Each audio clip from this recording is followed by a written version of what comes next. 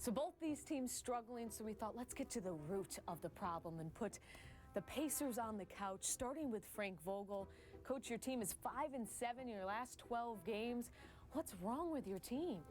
It starts with our defense. Our defense has just been not Pacer defense. We pride ourselves on defending the three, and we haven't been really good at it.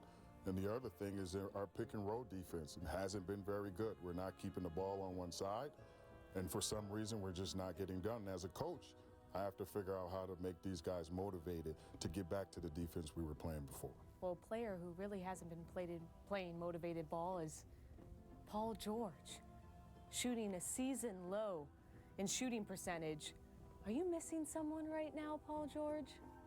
I hate to say it, but I miss Danny, man. I mean, he was the one guy that kept the floor spread, and everybody couldn't just focus on me, and I can't get my shots off.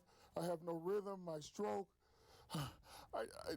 Are you free after this? We need to talk. Yes, we can talk things out. Okay. So many changes going on with this team. Larry Bird, do you regret any of the changes you've made this year? Well, let me tell you. I really thought Scola was going to be the guy for us, and we traded Tyler Hansbrough, who was a great offensive rebounder. And Scola's just not getting it done.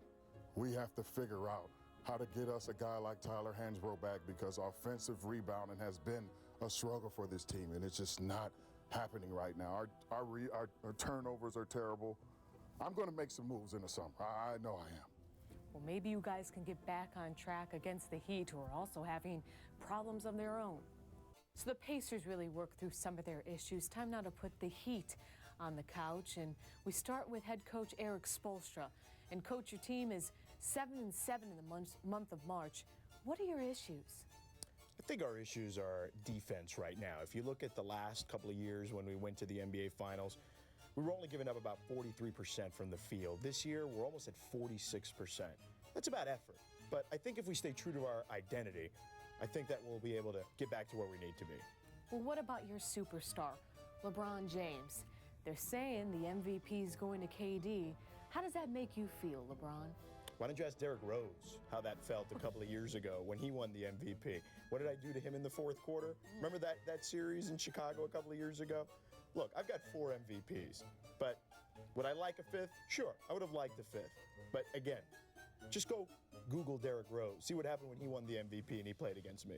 Wow, feeling very confident. Okay, that should be helpful. What about Pat Riley, though? Pat, do you feel like you've done enough to help this team this year? Are you serious with this question? I'm trying to help you. Help me help you.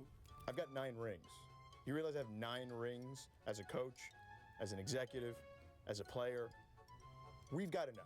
We've got the best player in the world. We've got the best 3 players collectively in LeBron, Chris Bosh, and Dwayne Wade. We've got veteran guys that can hit big shots, that have been through the wars. We're going to be fine. You know, the only way you can be helped is if you open up. Take that shield down.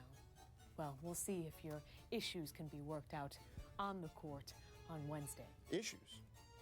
Look at my hair. There's issues. There's no issues with this hair.